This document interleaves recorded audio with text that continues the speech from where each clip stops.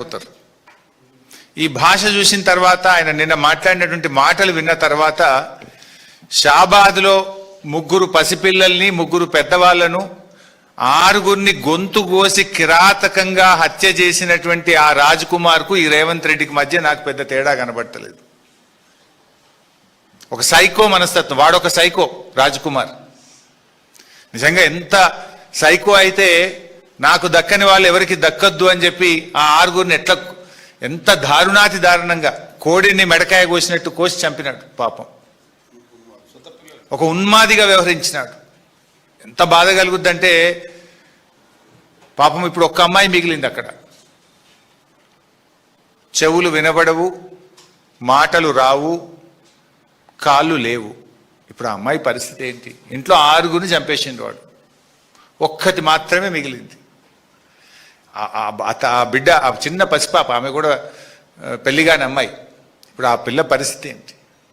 ఇంత జరిగితే పక్క రాష్ట్ర ముఖ్యమంత్రి స్పందించిండు ఆ సంఘటన మీద, కానీ ఈ రాష్ట్ర ముఖ్యమంత్రికి కనీసం ఆ సంఘటన మీద స్పందించలేదు ఇప్పటిదాకా.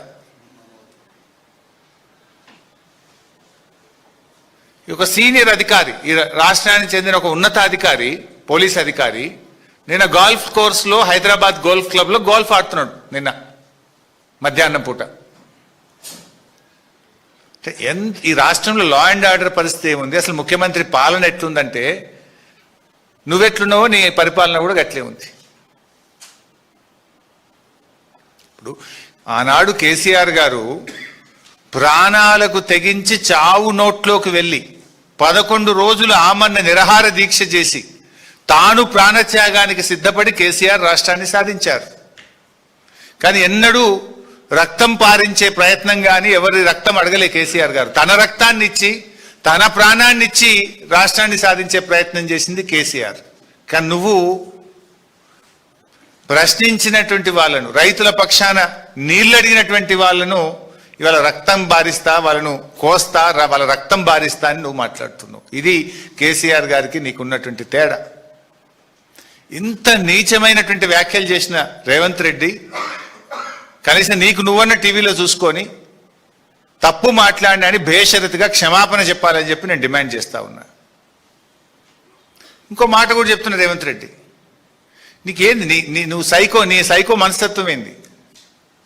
అంటే మమ్మల్ని తిడితేనో, మమ్మల్ని జైల్లో పెడితేనో, మా రక్తం బారితేనో రైతాంగానికి నేను నీళ్ళు ఇస్తా అంటే అందుకు మేము సిద్ధం.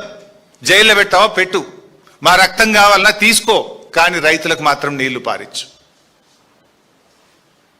ఇప్పుడు రేవంత్ రెడ్డి నీ నోరు నీ ఇష్టం, నువ్వేమన్నా మాట్లాడుకో, కానీ నీళ్లు తెలంగాణ, నీళ్ల విషయంలో నీ ఇష్టం వచ్చినట్లు చేస్తా అంటే కుదరదు. నువ్వేం మాట్లాడుతున్నావు? కన్నెపల్లి కట్టుకొత్తవా రేవంత్ రెడ్డి అంటే ప్రతిపక్షాల కంఠం నొక్కుతా అంటున్నావు. నువ్వు కన్నెపల్లి కట్టుకొత్తవా రేవంత్ రెడ్డి అంటే మా కంఠం నొక్కుతా అంటుండు. నీ ఉద్దేశం ఏంది? మాకు ఉద్యమాలు కొత్త కాదు, పోరాటాలు అంతకంటే కాదు. తెలంగాణ ఉద్యమంలో అనేక సార్లు అరెస్ట్ అయినాం, జైళ్ళల్లో పడ్డాం. మాకేం అరెస్టులు జైళ్ళు కొత్త కాదు. ధర్మం కోసం, న్యాయం కోసం, రాష్ట్రం కోసం ఆనాడు అరెస్టులు అయినాం, జైళ్ళల్లో పడ్డాం. ఇవాళ లక్షలాది మంది రైతుల కోసం జైళ్ళల్లో పడడానికి సిద్ధం, రక్తం ఇవ్వడానికి సిద్ధం తప్ప నిన్ను మాత్రం వదిలిపెట్టము. ఈ రాష్ట్రం ముఖ్యం, రాష్ట్ర రైతాంగం ముఖ్యం, రాష్ట్ర ప్రజలు ముఖ్యం, రాష్ట్ర ప్రయోజనం మాకు ముఖ్యం. మా గులాబీ సైనికులు, బీఆర్ఎస్ కుటుంబ సభ్యులు ఎవరు కూడా నీ తాటాకు చప్పులకు భయపడడానికి సిద్ధంగా లేరు. ఇలా ఈ రాష్ట్ర ప్రయోజనాలు, రైతుల ప్రయోజనాలు అనేటువంటివి ముఖ్యంగా ఇది బీఆర్ఎస్ పార్టీ రాష్ట్రం కోసం ప్రాణత్యాగాన్ని సిద్ధపడి తెచ్చినటువంటి రాష్ట్రం ఇది. ఇవాళ రేవంత్ రెడ్డి మాటలు, చేష్టలు, చర్యలు చూస్తూ ఉంటే ప్రతిపక్షాలను అణిచివేయడం మీద ఉన్న శ్రద్ధ పగుళ్ళు పెట్టిన పంట పొలాలకు నీళ్లు ఇవ్వడం మీద నీకు లేదు.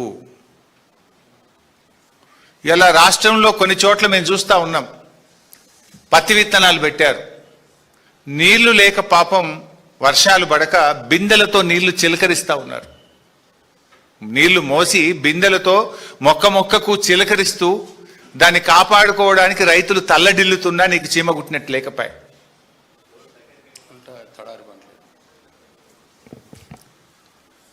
ఇవాళ తెలంగాణ రైతుల ప్రయోజనాలు కాపాడడానికి, వాస్తవాలు చెప్పడానికి నేను ఈరోజు మళ్ళీ మాట్లాడుతూ ఉన్నాను. నిన్న ముఖ్యమంత్రి గారు పచ్చి అబద్ధాలు మాట్లాడిండు.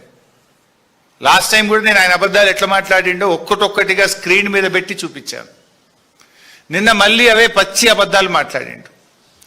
నంబర్ 1, మేడిగడ్డ మీద తప్పుడు ప్రచారం.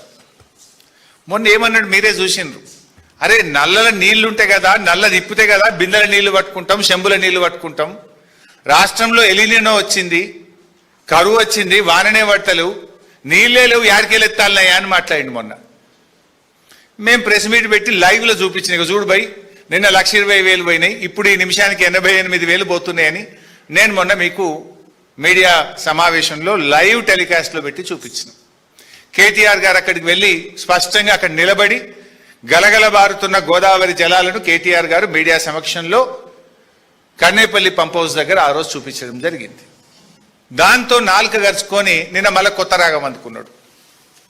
నిన్నేమంటాడు, లేలే నీళ్ళు ఉన్నాయి కానీ ఎన్డీఎస్ఏ చెప్పదాకా ఎత్తము అని కొత్త కథ పెడతాడు. ఇంకో మాట ఏమంటాడు ముఖ్యమంత్రి గారు అంటే, నిన్న మీరు చూసింటారు,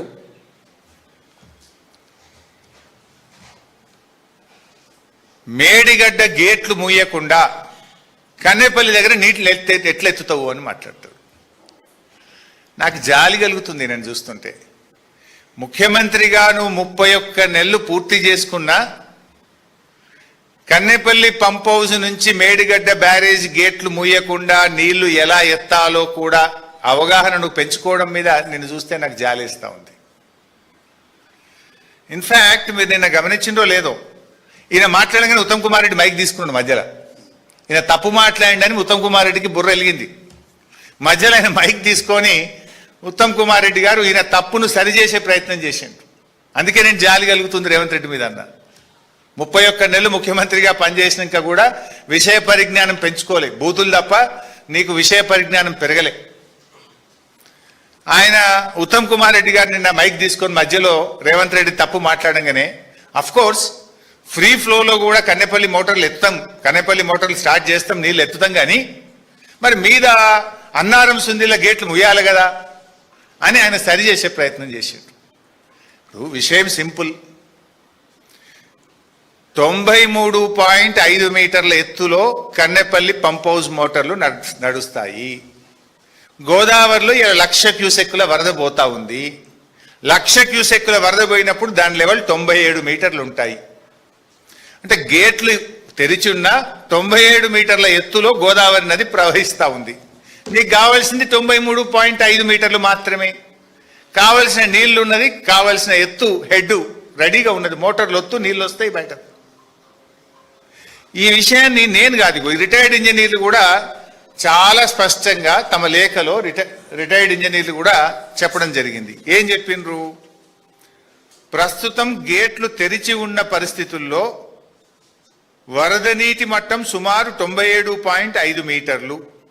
ఈ హెడ్ ఆధారంగా కన్నేపల్లి పంప్ హౌస్ రోజుకు 3 టీఎంసీల వరకు నీటిని లిఫ్ట్ చేసే సామర్థ్యం కలిగి ఉంది. ఈ లెటర్ చదివినాకనన్నా సోయి రావాలి కదా నీకు.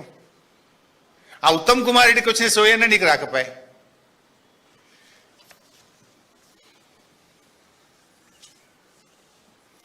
నంబర్ 2,